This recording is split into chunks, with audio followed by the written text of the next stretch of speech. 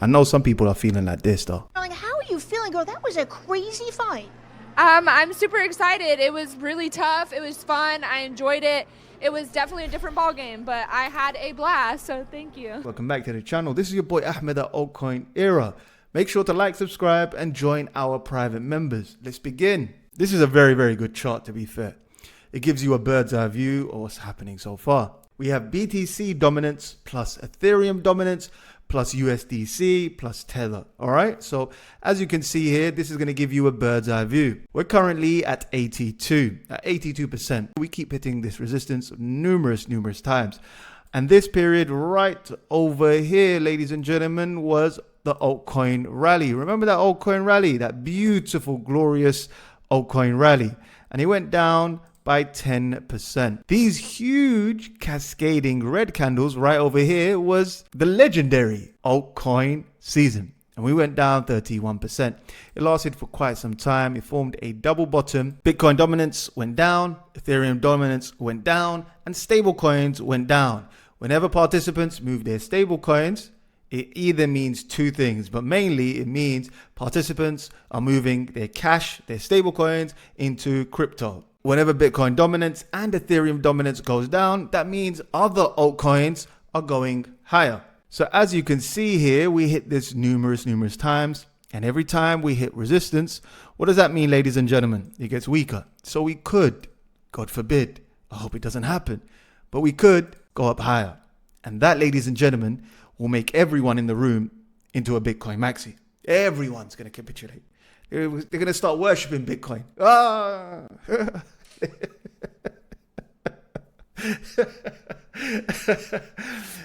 I'm dead serious. I remember this period, everyone was a Bitcoin maxi. Everyone loved Bitcoin. I made a little tweet the other day and all the bears came out. No, we're not going to see it. Altcoin season. No, it's not happening. No. Worst case scenario is we get a crash and Bitcoin dominance goes up and altcoins get annihilated. That's the bad news, but it's going to be good news for the long term. Once everyone has converted and become baptized to become Bitcoin maxis, then, my friends, then we might see a reversal. That's the worst case scenario. As of today, we wicked right over here, kiss this area. Yeah? But the candle is tiny. The last time we done this was right over here, ladies and gentlemen. We made a wick right over here, and then we proceeded to go down 11%. So we could see something similar. We could see this go down another 11%. Yeah, we could go all the way back here and then head up higher to this area right over here. Okay, or close to that area. Everyone becomes a Bitcoin maxi, and then we finally get our altcoin season. That period lasted from here to there, roughly around 150 days. Okay, that's roughly 3 months and some change. 3 months and some change will be around July. Okay. Around July, worst comes to worst, okay? I'm not saying this is finite and this is going to happen. But if we do see a crash, then we could see prices go up to this area, yeah? And by July 2025, we could see a reversal by the end of the year. Because remember, we're just in January. We're only in January, guys. There's no need to really panic. We're in January. And you know what's crazy? Let me show you what's so crazy. I'm going to show you this. We're still up on the monthly. I'll show you. We're up 6% on the month. Ethereum's down 15%. So it's struggling. We're still up 6%. On the monthly, ladies and gentlemen, in January, we was up 10%. February was slightly down by 2.9%. February just started 4 days ago. Historically, Bitcoin normally does badly in January. So it's an outlier. It really is an outlier, because if you look at January, we normally go up 3.81%. Okay, 3.18%. And in February, we go up 14%. And in March, we go typically up 13%. So this quarter should be a good quarter, typically for Bitcoin. 36912, 36912, and this is the third quarter. This is the first quarter of 2025. The trend is your friend, ladies and gentlemen, is going up higher. Markets have opened, massive green candles. As you can see, the trend is your friend. As you can see on the quarterly for the S&P 500, looks fantastic. Green candles. We only had one red candle. Everything else is green. The S&P 500, massive green candles. The Nasdaq had a huge green candle. is up 1.22%. The VIX is down massively by 9%. Then we have gold, and gold is up massively, almost 1%. That's a massive, massive increment for gold. 1% of gold is like 10 billion inflows. So 1% for gold is like 10 billion inflows. So it's tremendous, tremendous news for gold. But the problem is this: gold normally rallies when there's high inflation or we're in war mode. So which one is it? Are we having high inflation, or is China preparing for a war? Is China going to invade Taiwan? Who knows? Maybe this year it will happen. Who knows? We had the jobs opening came out, and we have some bad news. But this bad news equals good news. So the forecast was 8 million. The actual jobs jolt report was 7.6 million. It looks like the job market is softening.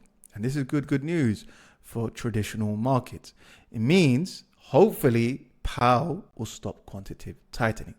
Once that happens, ladies and gentlemen, we're going to see altcoins outperform immensely. Right now, like I said in the previous episode, we are following the wick. Yeah, we're filling this wick. I said it during this massive ascend. I said it during this massive ascend.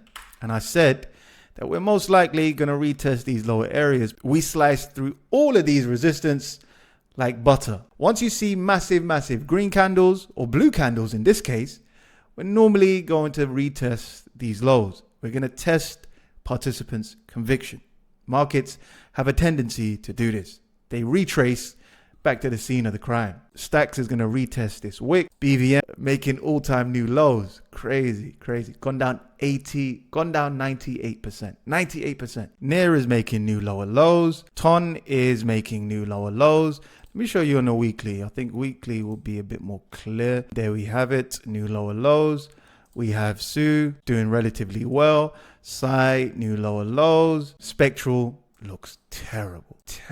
It's gone down from the very peak all the way to the trough. It's gone down 86%. I rarely say this, but this is probably a very good long opportunity. Spec has been completely oversold. And this chart just shows you exactly the state of the market right now. Okay, we've hit this area. Imagine, God forbid, we hit 90% right over there. What's going to happen to the state of alt? We're going to have the biggest conversion ever known to man. There's going to be tens of millions of converted Bitcoin maxis.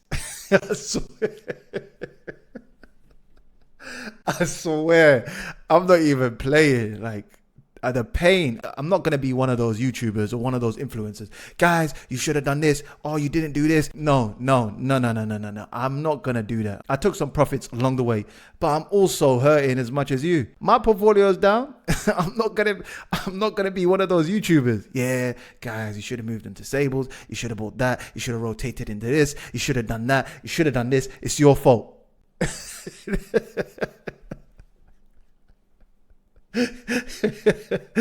Nah, I'm with you. Wallahi, I'm with you.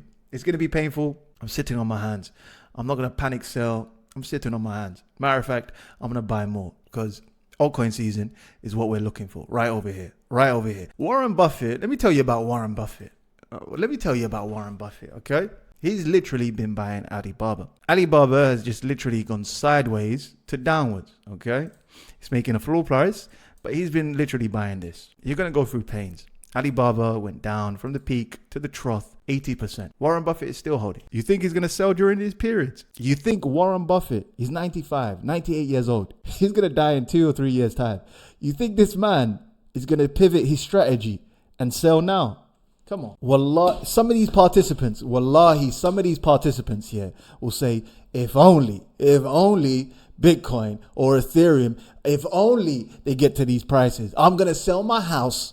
I'm going to sell my car. I'm going to sell everything. I'm going to sell everything on my shirt, everything, my watches, my everything. I'm going to sell everything. And when it hits that point, they miss it. They don't. They look around and they're like, you know what? It's going to drop lower. It's going to go even more lower. It's going to go lower than that. BNB. I don't know why people don't speak about BNB, you know. I don't know why. It's one of the best performing assets in this whole class. Okay, it's not done relatively the best, like it's given you a 2x, but to the downside, it's preserved a lot of your capital. And I did say this before. I did say the Chinese most likely are buying this coin, because I don't know anyone from the West that's buying this coin. Crypto Twitter is certainly not talking about BNB. This is others Bitcoin. So whenever others goes up, it means it's outperforming Bitcoin. Whenever others go down, it's underperforming Bitcoin. Others is basically excluding the top 10. So excluding Bitcoin, Ethereum, Solana, BNB, all of them, the top 10. All right. So as you can see here, Bitcoin is outperforming because it's heading downwards. I'll show you on the weekly, and it couldn't hold this area. I drew this trend line a long time ago. I was hoping it to be a double bottom, but because of Powell, this is mainly because of Powell. Like, whatever narratives these people want to tell you, all of these narratives they want to make up, because remember, narrative always follows price. The main thing why these coins are going down is because of quantitative tightening, point blank period. Now we will see rallies. This is normal in the space, of course.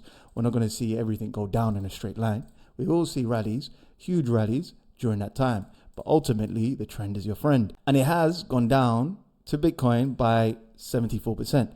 More and more maxis are going to be birthed because of this. I promise you. We're going to get an influx of even more maxis. I'm not kidding. Like, I think Bitcoin just onboarded after today maybe another 10 million maxis, new gen, which is not good news. It's not good news for altcoins. I'll be honest. It's not good news for altcoins, because one thing I'm just pissed about, I'm so pissed about, is Ethereum. You all can hate Ethereum all you want. Everyone. Bro, all of your coins copy Ethereum. Wallahi, I'll be honest with you. A lot of these teams will come in and be innovative and etc. But the smartest people in the room are Ethereum and the cohort of developers, all right? There's like over 5,000 developers in Ethereum. Like, Bitcoin only has 10. And they only meet up once a year. And we got some of the smartest people in the entire space building on this platform. Yet BTC is still outperforming everything. So in real terms, forget about USD value. You're doing well in your USD value. But in real terms, it means you've just been wasting your time.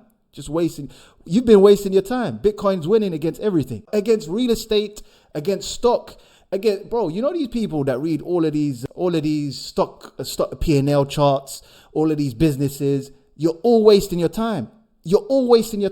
Everyone, if you really think about it, everyone's wasting their time. Bitcoin's going to outperform everything. In the long run, Bitcoin will outperform everything. That's what the market's saying. That is what exactly Look, I disagree, but the market is telling you this. This is BTC, and this is a megaphone chart. As you can see here, we hit this bottom multiple times, and then finally broke out. The same rule applies here. We hit this multiple times in this megaphone. As you can see here, it looks like we're going to head to this area of $87,000.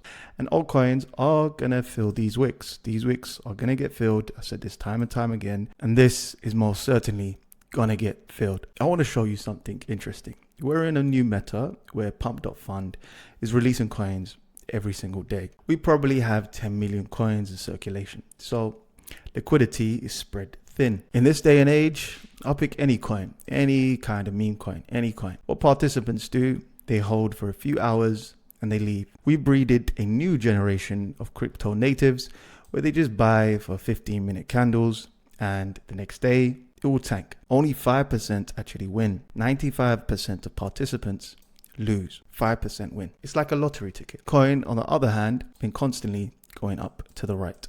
When was the best time to sell Bitcoin? When? Never. When was the best time to sell Ethereum? When? Never. ADA. When was the best time to sell ADA? Never. Link. When was the best time to sell Link? Never. Long term, always wins. When was the best time to sell Tau? Never. Because long term always wins. There's a difference in this game. You can make quick gains in crypto, but you're going to get dumped on, rotated, jeet, etc. You're going to get finished. But in the long term, if you find a good asset, the best time to sell is never. Get it? Warren Buffett holds Apple. When was the best time to sell Apple? When? Never. Get it? This is Bitcoin dominance. We have 1 year of altcoin season, 3 years of Bitcoin dominance. 1 year of altcoin season, 3 years of Bitcoin dominance. This year, ladies and gentlemen, we're heading downwards. We're going to get 1 whole year of altcoin season. Whenever Bitcoin goes up, it means it's outperforming gold. Whenever it goes down, it means gold is outperforming Bitcoin. Bitcoin's doing something impressive. It's an inverse head and shoulders, massive inverse head and shoulders. It might continue to outperform gold. As you can see here, inverse head and shoulders, shoulder, head, and another shoulder. We could get to 153. As of now, we are very, very close to forming previous resistance into support. It hasn't done it yet. It's hit it as resistance. The bad news is if it hits it as resistance, then we formed a triple top.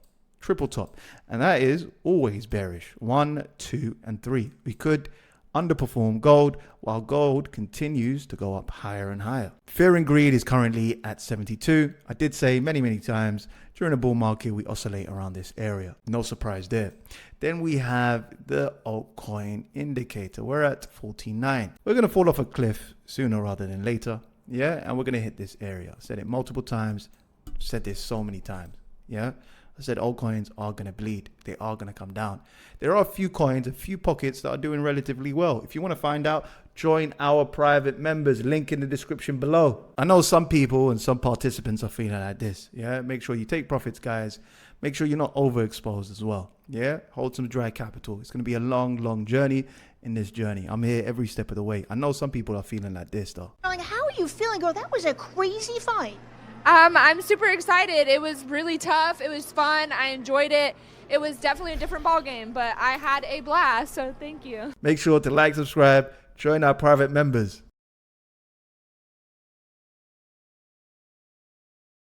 I need you to take the orange pill. Say, just take the orange pill. You need to become a Bitcoin maxi. Here, convert. Come on.